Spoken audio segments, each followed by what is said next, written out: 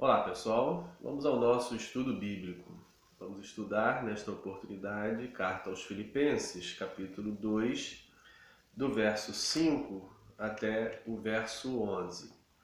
Essa unidade literária está dentro de um trecho que compreende 4 unidades literárias, que vai do capítulo 1, verso 27, até o capítulo 2, verso 18.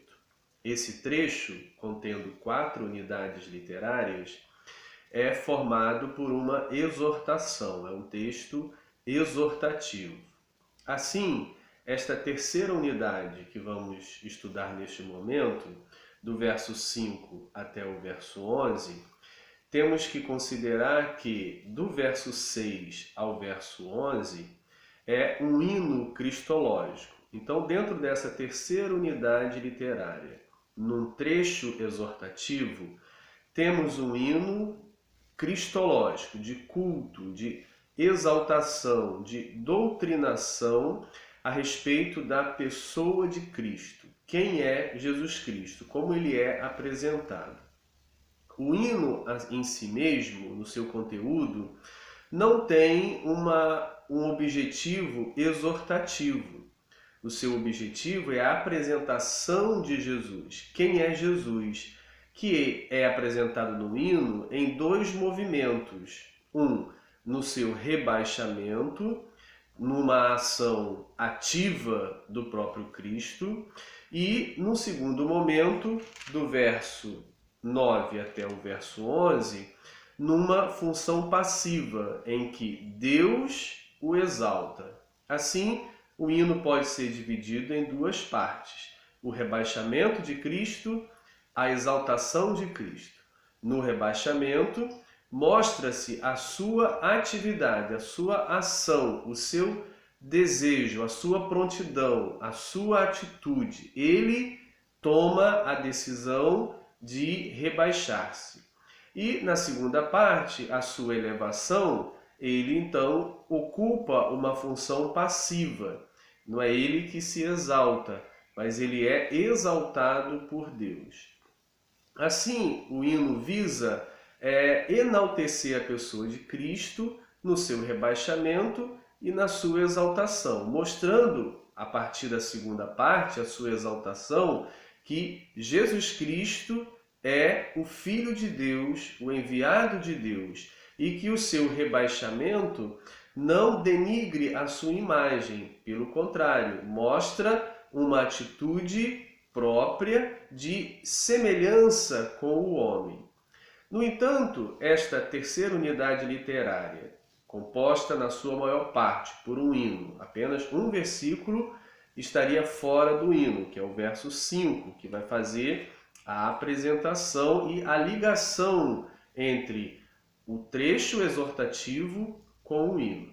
Assim, a gente poderia tentar compreender qual seria o objetivo do apóstolo Paulo em colocar um hino de exaltação a Cristo num trecho que ele prontamente e claramente apresenta aos filipenses como exortação. Bem, há muitas discussões sobre a finalidade desse hino inserido num trecho exortativo. Até também discussões sobre a originalidade deste hino, se esse hino foi composto pelo próprio apóstolo Paulo ou se era um hino pré-existente que ele toma e coloca na sua carta aos Filipenses. A probabilidade de ser um hino pré-existente é maior, porque contém no hino um vocabulário e uma formatação binária, humilhação e exaltação, não presente nos textos de Paulo de próprio punho. Paulo trabalha mais com o binômio, né, entre morte e ressurreição. E aqui trabalha a ideia de humilhação e exaltação. Bem, outros motivos poderiam ser elencados se houvesse um tempo oportuno para fazer isso, que não é o objetivo do nosso vídeo nesse momento. No entanto, o grande desafio para nós, na leitura do trecho, do hino dentro de um trecho exortativo é tentar conciliar o conteúdo do hino, que é claramente de exaltação a Cristo, com o objetivo do contexto, que é claramente exortativo, como a gente pode observar logo no versículo que funciona como uma introdução ou uma preparação para o hino, que se inicia com um imperativo: tende em vós, próprio das exortações paulinas, com imperativos, como ele já disse lá no verso 27 do capítulo 1, vivei, acima de tudo, por modo digno do Evangelho. Então, sempre o imperativo paulino caracteriza trechos exortativos, como, por exemplo, no capítulo 2, verso 2, completai a minha alegria, de modo que penseis a mesma coisa. Ou seja, sempre esta ordem, esse imperativo, esta exortação. Assim, nesse estudo que vamos fazer, nós vamos tentar conciliar o hino com o trecho que trata de exortação. Não ignoro o fato de que o hino, no seu conteúdo, não é exortativo, ele é cristológico. Ele fala sobre a pessoa de Cristo, ele enaltece a pessoa de Cristo, ele estabelece uma doutrina, um dogma, um pensamento sobre a pessoa de Cristo. No entanto, por ele estar inserido num trecho exortativo, vamos considerar um caráter exortativo a partir do uso do hino no contexto. Bem, então, para isso, é necessário abordar o verso 5, que não faz parte do hino, mas introduz a terceira unidade literária. Tende em vós, uma expressão imperativa, o mesmo sentimento que houve também em Cristo Jesus. A palavra traduzida por o sentimento aqui apareceu já 2 vezes no verso 2, onde é traduzida a primeira vez como penseis a mesma coisa, e no final do verso 2 é traduzido como mesmo sentimento. A exortação é repetida, 1, 2 vezes, é falada, repetida e repetida.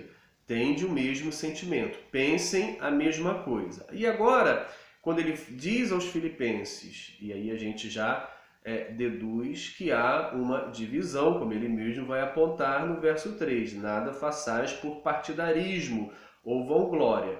Ou seja, há um partidarismo, há uma rivalidade entre os cristãos filipenses e que Paulo deseja sentir alegria de vê-los conciliados, de vê-los juntos com o mesmo objetivo, buscando os mesmos alvos, pensando a mesma coisa. Aí vem a questão que a gente pode perguntar: que coisas são essas que deveriam os filipenses pensar de mesma forma?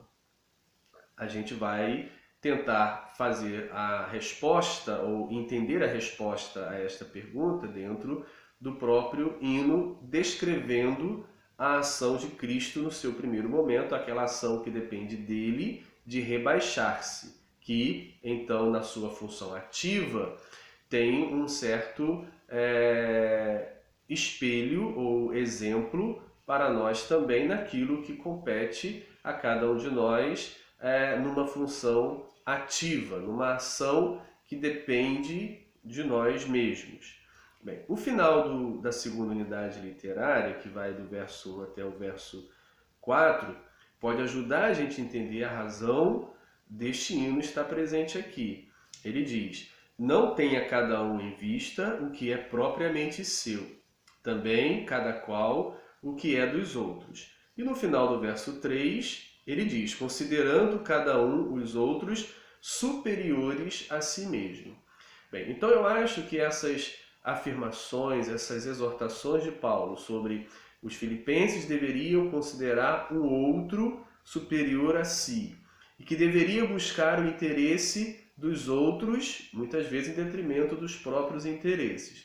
Bem, fica claro então por que ele apresenta Cristo no seu rebaixamento, na sua ação de humilhar-se, que serve como espelho. Então, a grande pergunta que se poderia fazer sobre o caráter do hino seria: ele teria um caráter de apresentar a nós Cristo como exemplo a ser imitado, ou ele visaria apresentar a nós os benefícios que recebemos em decorrência da morte de Cristo, do seu rebaixamento e consequente a exaltação por parte de Deus. Então, as pesquisas caminham nessas duas direções.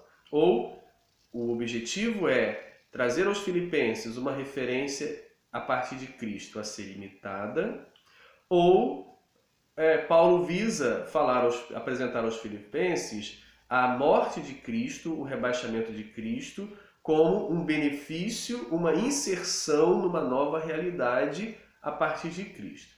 Acredito que de uma forma ou de outra, fica claro que se exige do crente filipense e de todos os crentes que se sentem dirigidos, a qual se sentem que essa carta se dirige a si, também vai visar tanto a imitação quanto o benefício. Se entendemos que precisamos imitar, então imitaremos. Se entendemos que a partir de Cristo foi nos trazido um benefício, qual benefício seria esse? Ou seja, de viver de modo à altura do Evangelho de Cristo, de viver de modo à altura da mensagem de Cristo e da forma como Cristo também viveu. O benefício seria esse. Nós fomos colocados num outro patamar para viver então em paz e nas características exortativas que ele apresenta na segunda unidade literária, em que as últimas destacam considerando cada um aos outros superiores a si mesmo e não tenha cada um em vista o que é propriamente seu. Então vamos ao verso 5. Tende em vós o mesmo sentimento que houve também em Cristo Jesus? A pergunta é: que sentimento é esse? Que ação, que postura Cristo teve que o apóstolo convida os filipenses e a nós a ter o mesmo? Então a gente chega no hino a partir do verso 6. Pois ele, subsistindo em forma de Deus, ou seja, tendo a forma semelhante a Deus, não julgou como usurpação o ser igual a Deus, ou seja, não tomou esse direito de ser igual a Deus para viver como tal entre os homens. Então, já começa apresentando Cristo, ou Jesus Cristo, como uma postura de que ele, podendo viver igual a Deus entre os homens, tomou uma atitude de não viver, tomou uma atitude diferente. Podemos lembrar, então, claramente a tentação do próprio Adão lá no Gênesis, né? Se vocês comerem, vocês serão iguais a Deus. Ou seja, então o primeiro Adão come do fruto proibido, visando tornar-se semelhante a Deus. E com isso peca, erra e cai. Agora, a figura de Cristo, no contexto de um segundo Adão, tendo a semelhança de Deus, ele decide o caminho contrário, não viver como sendo o próprio Deus. Então, pois ele, sendo Deus, ou estando na forma de Deus, ou a semelhança da forma de Deus, não decidiu, não optou por uma usurpação, ser entre os homens, ou viver entre os homens como um Deus. Bem, então você tem aí uma origem igual a Deus e uma atitude de rebaixamento. Bem, qual foi a última exortação da unidade anterior? Ou penúltima? Considerando cada um os outros superiores a si mesmo, ou seja, rebaixamento. Não tenha cada um em vista o que é propriamente seu, e sim do outro, rebaixamento. E agora, convida-nos a ter o mesmo sentimento de Cristo, rebaixamento, que mesmo sendo superior ao homem, ele toma a atitude de se colocar inferior ao homem, de não viver como Deus, de não ceder àquela tentação que o primeiro Adão teve, de querer ser igual a Deus. Não cede a essa tentação, pelo contrário, toma uma atitude oposta. Verso 7. Antes, ou seja, podendo fazer, mas não fez, se esvaziou, assumindo a forma de servo. Servo aqui não tem o sentido de servo de Deus, mas tem o sentido social de escravo, ou seja, aquele que está numa condição social subalterna, marginalizada, inferiorizada. Então, esvaziou-se de si mesmo, assumindo a forma de escravo, no sentido social, tornando-se em semelhança de homens e reconhecido em figura humana. Então, fica claro a decisão, a opção de Jesus Cristo em rebaixar-se. Com isso, o hino, no seu conteúdo, mostra que o fato de Cristo ter vivido como um escravo, como um homem, e ter morrido como um ser desprezível, não tira dele a sua característica de enviado de Deus ou sua característica de filho de Deus. Porque o hino apresenta uma decisão de Cristo de rebaixar-se. Então, o rebaixamento foi uma opção de Cristo e não que fazia parte da sua natureza. Não podemos perder de vista que o apóstolo fala aos filipenses para terem o mesmo sentimento que há em Cristo Jesus, de sendo igual a Deus, decidir se humilhar e tornar a semelhança de escravo ou homem. E é isso que ele nos convida diante de um contexto na igreja filipense de rivalidade, um contexto de vanglória, onde uns se achavam superiores aos outros, queriam se exaltar em relação ao outro. Então, Cristo é a referência para agirmos da mesma maneira que ele. Verso 8 ainda, dentro da primeira fase, primeiro trecho do hino de humilhação. A si mesmo se humilhou, ou seja, ele se humilha a si mesmo, tornando-se obediente até a morte, e morte de cruz. Provavelmente, se o hino é pré-existente, se o hino é pré-paulino, o acréscimo e morte de cruz tem uma canetada aí de Paulo, né? Porque a cruz é o centro da pregação de Paulo. Então, tornando-se obediente até a morte, e aí poderia ter aí um acréscimo de Paulo e morte de cruz, para ressaltar a sua teologia da morte de Cristo sobre a cruz. Então, ele vai mostrando os degraus desse rebaixamento. Sendo Deus, ou sendo igual a Deus, rebaixa-se a uma figura inferior a Deus, esvazia-se de si mesmo, fica igual ao homem, escravo, sujeito à morte e morte desprezível, como uma morte de cruz. No verso 9, a situação do hino muda, a situação se inverte. Pelo que também Deus o exaltou sobremaneira e lhe deu o nome que está acima de todo o nome. Bem, a partir do verso 9, a ação sobre Jesus não é mais ativa, ele fazendo, ele tomando a decisão, ele rebaixando-se ou submetendo-se ou esvaziando-se. Agora, no verso 9, a ação é de Deus. Deus o exalta. Deus dá a ele um nome acima de todo nome. Bem, é muito provável que dentro do contexto exortativo, do trecho exortativo para os filipenses, Paulo acende aos filipenses uma esperança futura, uma recompensa futura. Se vocês tiverem o mesmo sentimento de Cristo no rebaixamento de si mesmos, buscando o benefício do outro e buscando colocar o outro numa posição superior e buscando o interesse do outro, não rivalizando-se, não se vangloriando, mas tendo o mesmo objetivo e sentimento, então Deus os exaltará, Deus os recompensará, Deus mudará essa realidade para uma outra realidade.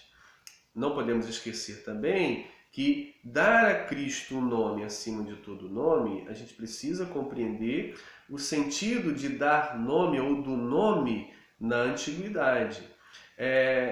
Dar nome ou ter um nome na antiguidade não era simplesmente uma maneira de diferenciar as pessoas, como por exemplo hoje o nome tem esse caráter, tem esse objetivo principal de diferenciamento. Assim, João é João para diferenciá-lo do outro que é Tiago, que o outro que é Pedro. Ou seja, os nossos nomes têm o objetivo de nos identificar, diferenciando-nos dos outros. Esse é o objetivo moderno do nome. Mas na antiguidade, os nomes tinham outros objetivos, além, claro, de diferenciar, mas havia objetivos maiores, que era acentuar a significância da pessoa, o caráter existencial daquela pessoa. Aquela pessoa é importante, então o nome caracteriza a importância da pessoa, dá a ela uma natureza elevada. Assim, quando ele diz que Deus deu a Cristo um nome acima de todo nome, tem o sentido de que a sua condição será superior a qualquer outro ser.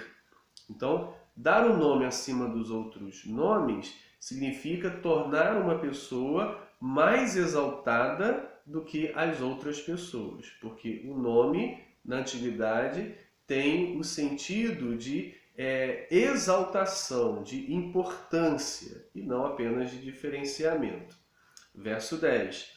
Para que ao nome de Jesus, ou seja, à pessoa significante de Jesus, se dobre todo o joelho, nos céus, na terra e debaixo da terra. Temos outro, vamos dizer assim, adendo, né? Por exemplo, já seria o suficiente dizer para que ao nome de Jesus se dobre todo o joelho. Aí vem um esclarecimento. Todo é todo, mas aí vai o apontamento. Nos céus, na terra e debaixo da terra. Ou seja, a ideia é, no céu, os seres angelicais, na terra, os seres humanos, né, os homens vivos, e debaixo da terra pode significar os mortos, como também pode significar, não um e outro, mas ambos, um e outro, e ou, né? Os seres espirituais malignos. Então, todos dobrarão o seu joelho diante do nome da pessoa que será, né, que é exaltada por Deus. E toda língua confesse que Jesus Cristo é Senhor. Né? Senhor era o título máximo, né, de César, que todos reverenciavam. E aí agora toda língua, não apenas dos cristãos, mas toda língua confesse pela exaltação de Deus a Jesus que Ele é Senhor. Aí poderia ter uma observação das mãos de Paulo, para a glória de Deus Pai. Assim, o hino claramente mostra a figura de Cristo, o seu rebaixamento voluntário, proposital, decisão ativa dele, e a sua exaltação, no caso passiva, porque Deus o exaltará, Deus o elevará. Com isso, apresenta aos cristãos filipenses e aos cristãos primitivos que cantavam esse hino, ou na celebração da ceia, ou nos atos batismais, mas que exaltavam que, apesar de Cristo ter morrido e para os homens isso era escandaloso, terrível, humilhante, ele optou em fazer isso e por isso Deus vai exaltá-lo.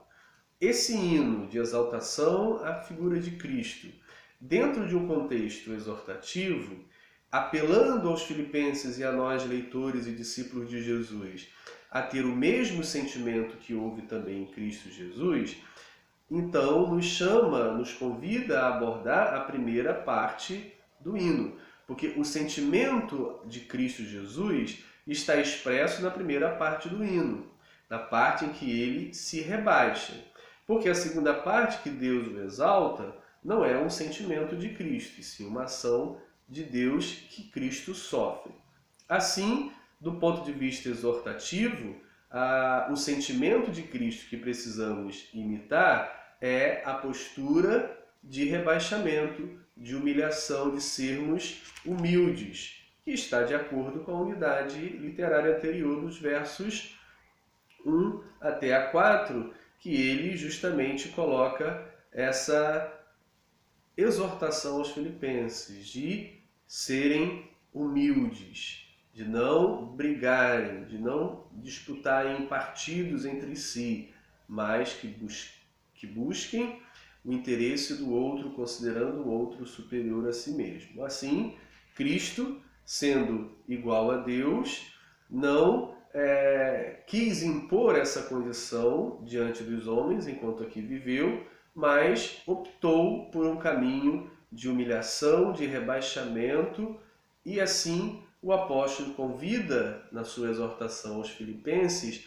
a terem essa postura entre si, que é o grande segredo da unidade da igreja, que é o grande segredo da paz na igreja. Se seguirmos essas exortações de Paulo, nunca teremos problemas de conflitos no meio da igreja, no meio da família de Deus. Se cada um ter o mesmo sentimento que Cristo teve, rebaixando-se, mesmo sendo igual a Deus, mesmo sendo superior, então todos os nossos problemas, ou quase todos os nossos problemas, estariam resolvidos de relacionamento dentro da igreja. Então fica esse apelo do apóstolo Paulo aos filipenses no passado e a nós no presente, que tenhamos esse mesmo sentimento de Cristo Jesus, o sentimento de humilhar-se, de ser humilde, de considerar o outro superior a si mesmo. E a promessa que Paulo vai fazer em outras passagens também é a exaltação de Deus. Aquele que se humilhar, Jesus já disse no Evangelho,